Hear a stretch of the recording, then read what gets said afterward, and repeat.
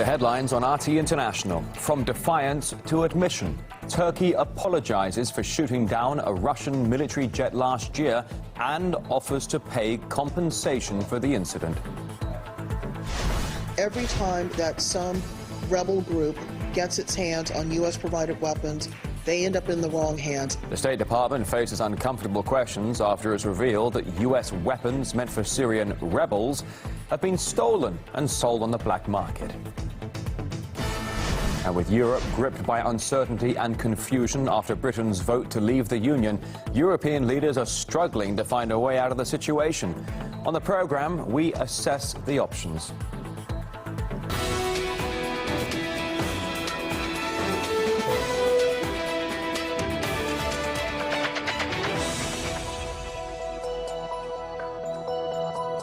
Just turning midday here in Moscow. Thanks for joining us on RT International. Here come your latest world headlines. Turkey says it is ready to pay compensation to Russia for the downing of a warplane last November. That's after the Kremlin received a letter of apology from the Turkish president. Erdogan said he was sorry for the death of the pilot and that Ankara is ready to take any steps to ease the pain of this loss.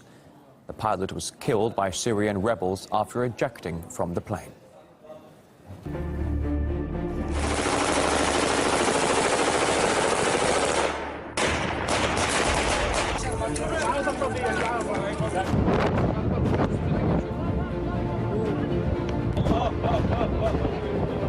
Our comrades opened fire into the air. We all did. The pilots died in the air.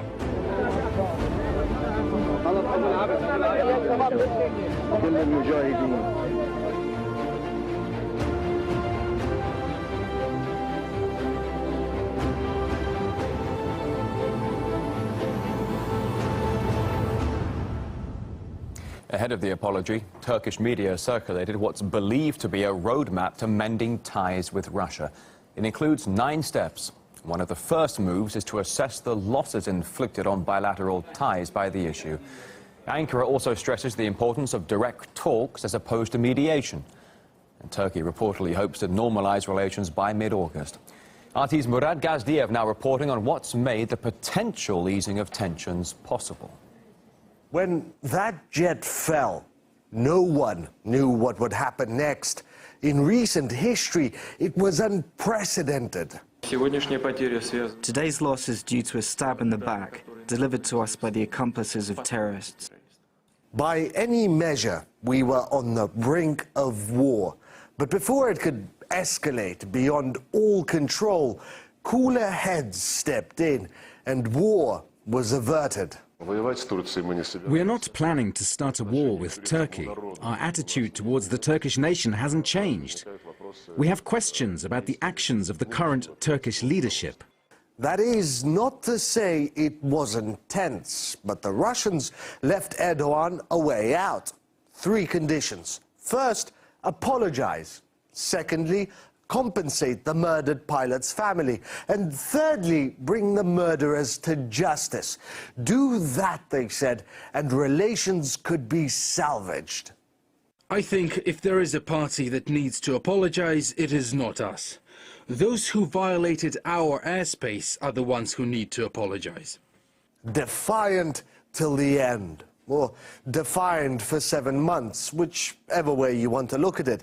Point is that the cooler heads prevailed, and it seems diplomacy and patience are very good at cooling heads.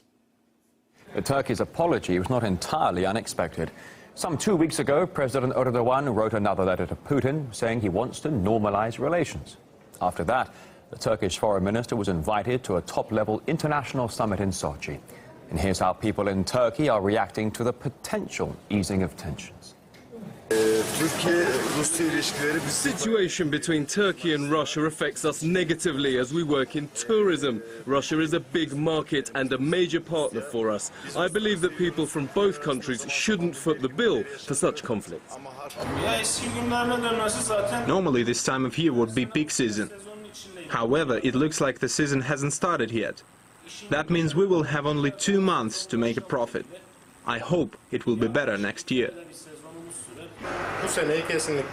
We are not taking this year into account. It is lost. We are looking ahead to next year. On the same day Russia received the Turkish apology, Ankara reached a deal with Israel to normalize diplomatic relations. The two have been at odds for 6 years after an Israeli raid on a Gaza-bound aid ship led to the deaths of 8 Turkish citizens. We discussed the developments with former high-ranking Turkish diplomats.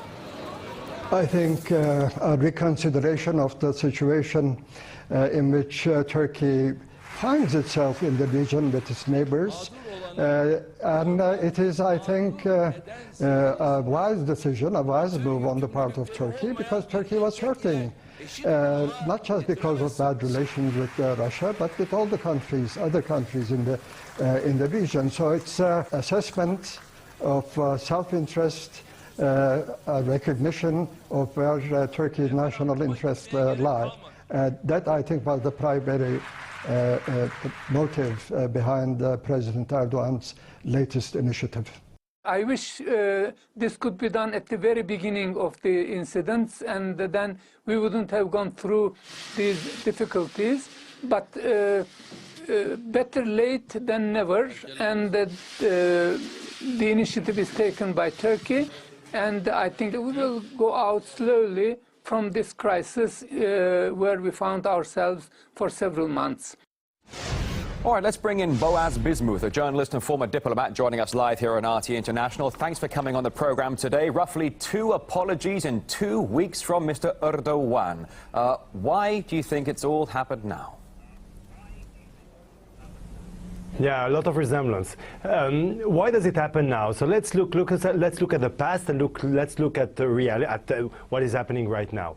Well, a few years ago, Turkey, about a decade ago, Turkey wanted to be like a big power.